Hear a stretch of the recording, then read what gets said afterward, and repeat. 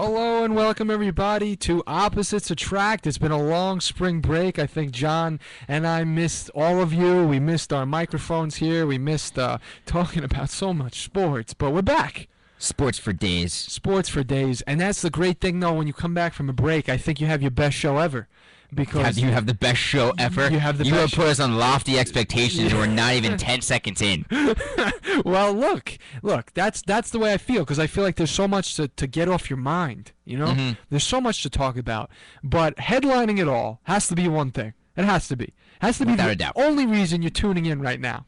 And that's the NCAA Tournament, better known as March Madness. The best time of year. It is the best time of year if you're a sports fan, if you are any type of fan, because the games are incredible. The atmosphere is unbelievable. You have 32 pretty much closely contested basketball games squeezed into 2 days in the round of 64. Then you got the round of 32 games, which had some phenomenal matchups, which we're going to touch on. March Madness is my favorite time of year. You'll culminate that with the start of baseball a week from today as well. It is the end of March is glorious. The beginning of April, my favorite time of the year as a sports fan. It's like 12 days of Christmas. Well, it's better than Christmas. Could we be real right now? It's better than Christmas.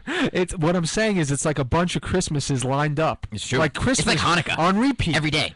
What was that movie with it's like Hanukkah? Yeah. What was that movie? Was it a Disney movie? Was it like where every day he woke up it was Christmas? I do. You're the movie guy here. I don't know. Is it? No. What is the name of the dog-looking guy? Not Mickey Mouse. The dog, Goofy. Goofy. No, was it Goofy? It was somebody. I'll look it up for you. But every day he woke up, it was Christmas. That's what we have now. But look, you know what? You're all high and mighty right now, and it's true. But when you look at your bracket and you see that you picked games that were complete upsets, you start to get a little sad inside. Well, I mean, I filled out 2 realistic brackets. I filled out 3 brackets overall. One of the brackets was just to see who I wanted to win and see how my favorite teams would do, and that one's not doing well. But my 2 real brackets, I'm in the 90th percentile and the 94th percentile. It's not bad Which at is all. not bad for ESPN. Granted, I'm not in first in any of my leagues. I'm in like second or third, but some people pick great games, and you got to give them credit. Yeah. There are some games where I want to just yell at the computer or TV or watching the game where teams blow it. For instance, let's touch on that first game first. North Carolina State, St. Louis in the first round. The 12-5 matchup. Yes. I picked NC State. They looked pretty good in their playing game. They were playing hot. They coming off a win against Syracuse. I was like, yes, they are going to be all right. I like this win. They are up by as much as 16. And I'm like, oh, this is going to be so great. A nice pick here. And then they can't make their freaking free throws for it to save their life. 20 of 37 on the day making free throws. TJ Warren fouls out. I believe it was in overtime. And then that was it. I was watching that game in the Heinz Athletic Center on my computer with Steve Kozo and Ian Sachs, and we were all just going, are you freaking kidding me? Yeah. Because St. Louis started fouling with about, 8 minutes left. They're like, you know what, let's just foul people, make them make their free throws. They couldn't do it, and then they won the game. I know. I remember. I remember. Hey, listen, but that's what happens when you put, like you said, you put all these teams together. It comes down to mistakes, little mistakes that result in basically the final result. And for that, and St. Louis wound up losing anyway. So St. Louis ended up losing in the next round. Screwed out of that one, because at least if you would have wanted to see a loss there of NC State, you would have probably wanted to see St. Louis go and win it all. I know, it's one of those picks that you pick an underdog and you're like, yes. And when you get it right, there's no better feeling. I mean, I felt that way about Duke and Mercer. That's the way I felt. I felt like Duke was going, I had them in the Final Four. Oh, so your bracket's officially busted. Yes, exactly. I had them going to the Elite Eight, so my bracket's not completely out of whack. Right. I had them beating Michigan in the Sweet 16. But nobody, I will tell you who had Mercer that I know of. My girlfriend, Jacqueline Shear, has not watched a college basketball game this year. She picked Mercer because it was the Bears, and I don't know why, but she picked Mercer. But that's it. That's the only way you can And then pick that. my mother picked Mercer because she liked the colors of the uniform. You see, that's it. That's the madness. That's the only way you pick Mercer, is for some reason unrelated to basketball. It's unbelievable. It's just, no, those are the only 2 I know who picked Mercer in the first round. Right. I mean, but listen, that's the beauty of it all. When it all comes down to it, the beauty is the underdog story. And when I forgot who it was doing that dance in the middle of their huddle. Do you remember that? to see the smiles on their faces and how pumped up and hyped up they were that they just took down Coach K and Jabari Parker and Duke. It was priceless. Oh, it was priceless. An unbelievable game. One of the best games of the second day. Yeah. I mean, for me, in terms of best first round games, best of the round of 64, which I consider the first round. Right. I'm sorry, the other ones are playing games. the first four. The first four, even the players refer to them as playing games. So that's what it means to me. Yeah. But the best game for me out of the round of 64 was Stephen F. Austin versus VCU. Game went into overtime because VCU fouled a lumberjack shooting a 3-point shot. He makes the free throw, a 4-point play to tie the game up late. They missed it. Oh, God. An unbelievable game. That was a good game. Yes. Because you had this Stephen F. Austin team. Little crumbly team. Yeah, they've won over 25 games in a row. They were going in hot, and you had VCU, who was the darlings just a couple of years ago, winning their playing game and then getting all the way I believe, to the Final Four, or getting very far in the tournament. Yeah. Unbelievable. Shaka Smart, one of my favorite coaches to watch, just because he's unbelievable on the sideline. Yeah. But this game was just like, you saw him commit the foul, and you're like, what are you doing? Unbelievable. And then for the Lumberjacks to pull it through in overtime against a veteran Rams team that had been there before. Exactly. Unbelievable game to watch. Unbelievable. That was a good game. But I'm not hating the fact of picking one of the more interesting games was the Louisville Manhattan game. It was a very, very, very good game. I am not shying away from the fact that I might say that was my favorite out of the first round. You saw, obviously, teacher against student. You saw Masiello bringing a team that was clones, basically, of the Louisville team. Mm-hmm. Masiello said it himself. Louisville was them on steroids. And that's basically what it was between Montrezl Harrell and Hancock and, of course, Russ Smith. But the way that the game was played was the way that Masiello classified it. We're going to go out there as the Cinderella, and we're going to punch the bully in the mouth. Mm-hmm. And that's what they tried to do. They played them basically as ignited as they possibly could. The way they were pressing them, the way that they were, basically, I think Louisville was taking it light. I mean, to begin with. To be honest, I don't think Louisville was taking it light. I think Coach Pitino said it best when he says, Manhattan, as you mentioned, is a copycat of Louisville. They play the same style. Yeah. Coach Pitino said, when we practice against ourselves, it's ugly. Yeah, because we don't like playing the way we play. Exactly. Because that's why we do it, because it makes it hard for the other teams. Yeah. You saw that here. I don't think Louisville took it lightly. I think Manhattan honestly played a heck of a basketball game. Okay, but when I say light, no, I believe you. I'm saying that too. But what I'm saying is that, by the fact I meant lightly, is I thought that the way those players took the court was almost like they had it. They had the game. They just had to play it hard through, and they had it. I disagree with you. I don't think Louisville knew they had anything in the bag, because I think Coach Pitino, he coached Masiello, and then Masiello was on his staff as well. I think he knew that Masiello had talent coaching. I really honestly do believe Pitino when he said that when they knew this game was going to be a tough one. I don't think he's saying that just because, like all coaches say, we go in, we know we're going to have to play our best to beat this team. They're a talented team.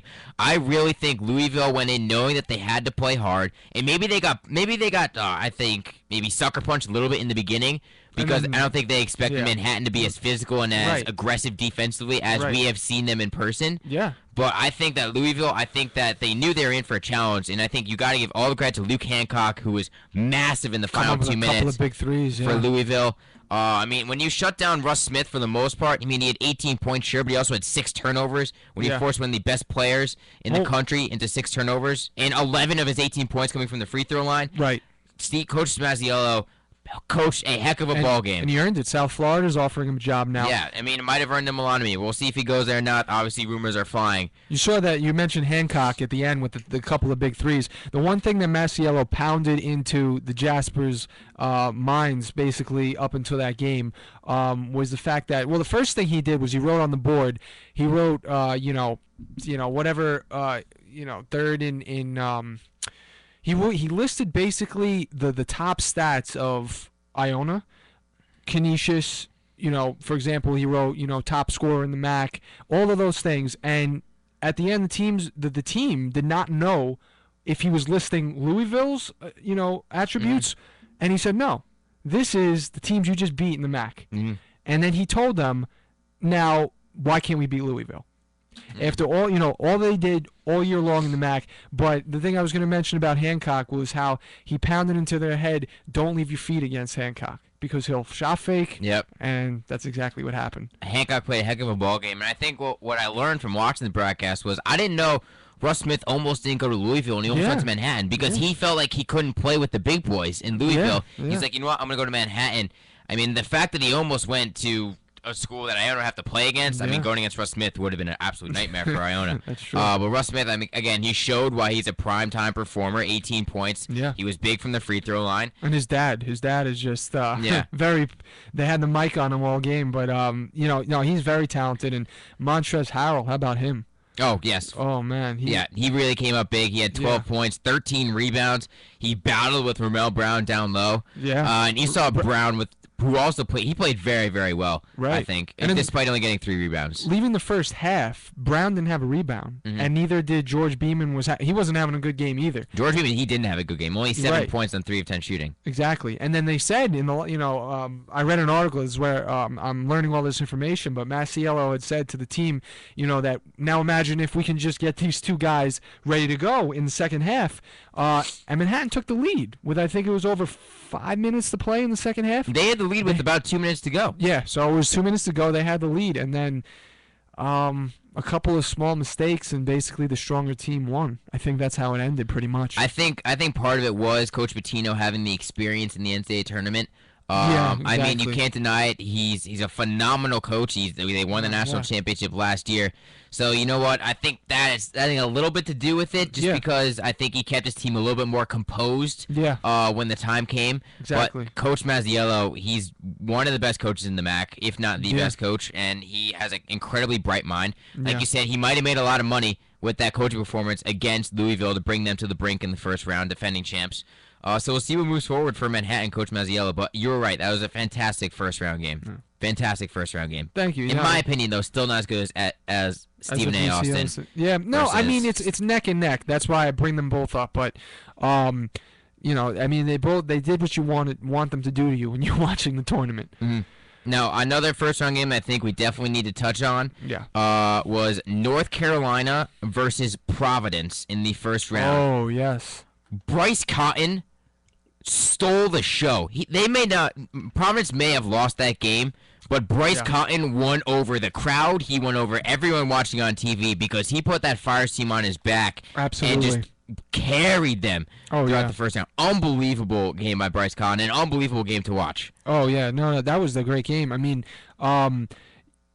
I remember Providence in that game. I believe they were up in they were up by a lot in the. I don't think they were up by. It was back and forth all game long. It was back and forth all game long. They led the game 77-74 with a minute 10 left. Right. But then Marcus Page hit a huge 3-pointer to tie things up. Yes. And then North Carolina was able to eke it out.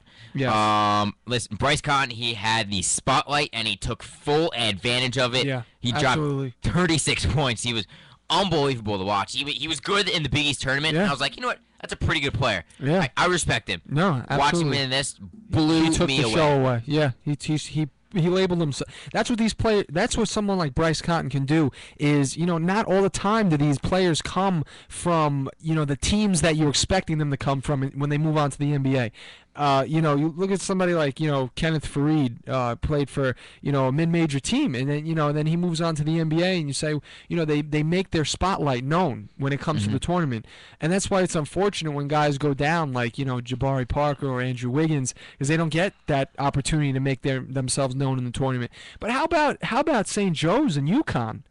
St. Joe's How about UConn. that game? That was a phenomenal game as well. I picked UConn in that one, so I was having a little bit of a heart palpitation while it was going on. I picked UConn too, but I mean, they did a hell of a job almost upsetting UConn. Listen, I think people went into the game thinking it was 50-50. Yeah. I really don't think either team was considered the dominant favorite, if you will, to win that game. Yeah. No, I understand that, but in my eyes, I had UConn winning it, so I figured that I thought that they were going to be able to take the win. I didn't think it was going to be a dominant win, but I just felt like St. Joe's. I felt like the atmosphere around that place was that St. Joe's was going to come away with that win. I mean, the St. Joe's, they had a chance late, but Shabazz Napier is a unbelievable player. No, he's very good. Yeah. He carried the team. He's absolutely fantastic, and I mean, we're going to talk about the Sweet 16 a little bit, but I'm really excited for the UConn-Iowa State matchup because you have a phenomenal DeAndre Kane versus Shabazz Napier. It's going to be a good one. One-on-one matchup for the ages. Oh, yeah. One-on-one matchup for the ages. But, again, that UConn game versus St. Joe's, a very, very good game, competitive game. Unfortunately, St. Joe's couldn't pull it out, but you know what? Shabazz Napier pulled them through. And then, going to toot my own horn a little bit. In the second round, I had UConn beating Villanova, and did happen. So that's an upset that you could feel good picking. There we go. Yeah. So tooting my own horn a little bit on that one. You're entitled, though. You're entitled I'm to. entitled. And listen, pick great. Go ahead. No, let's tease this Sweet 16 matchup between Connecticut and Iowa State. Yes. Because Connecticut is playing hot. Iowa State is coming off a incredibly entertaining game against UNC. Yes. Unbelievably entertaining. Kane can do everything. 24 Power points, 10 rebounds, Power 7 them. assists. Right. Phenomenal game, but they are missing their star center, Niang, who could shoot the outside shot. He's a good facilitator. Yeah. I really think UConn has a shot to get to the Elite Eight. I really do. I can't argue with you there, even though I'm picking Iowa State. But I have Iowa State as well in my bracket, but I'm saying the way that Iowa State played against UNC, right? I think there's a shot UConn, if they can get hot and if Shabazz Napier can just dominate the way he has the first 2 rounds, I really think UConn has a shot to get to the Elite Eight. I mean, who would have thought of that? They're going to be playing at the Garden, right? They're going to have a lot of fans there, a lot of fan support, and let's not forget that they're the 25th best defense in the country. So defense, as you've stated before, wins championships, and maybe that'll be enough to power them past Iowa State, who not only is the favorite, but they are on that DeAndre Kane final shot good. Coming in with momentum. So now I want to talk about the controversy with that UNC Iowa State game, though. Okay. After DeAndre Kane hit that shot, UNC inbounded it. The clock didn't start for a good half a second. Really, I didn't know that. For a good half a second, Iowa State players are going, the clock's not starting, I didn't see that. UNC head coach Roy Williams calls timeout. However, the buzzer sounded, and there was a simultaneous thing, and people were going, "What's going on?" Because the clock operator, it's a really hard job to do. Right. Didn't start the clock on time when UNC inbounded it. Right. You don't know if someone was blocking his view, or if his finger slipped, or the thing malfunctioned. It can happen. But it ended up being that UNC was not granted the timeout. It was ref's discretion that the buzzer would have sounded before Roy Williams would have called the timeout. Right. So Iowa State was able to pull out the W, but it just adds a little bit. I guess heart attack creator, possibly. It digs the knife in deeper to UNC fans. Losing in that absolutely. fashion, and then not having the chance to, I guess, officially call a timeout in that scenario, just because of clock management on the score table side. Right. But again, just digs the knife a little bit deeper for UNC, who was riding high, knowing that they went farther than Duke.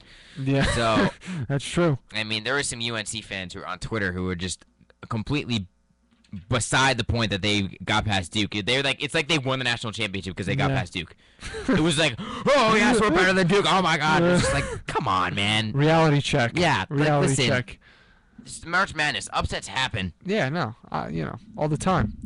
Upsets happen. I mean, listen, UNC though they had probably 2 of the best games, I think, back to back this tournament with Providence and then Iowa State. Yeah, I think they played. They came out on top with one and they fell in one. 2 phenomenal games from UNC. I appreciate them giving me some anxiety while watching the games. And us stuff to talk about, which we will have more of. This is true. When we come back with the Sweet 16. Mm-hmm. So stay right here on Opposites Attract. We will be right back. WICR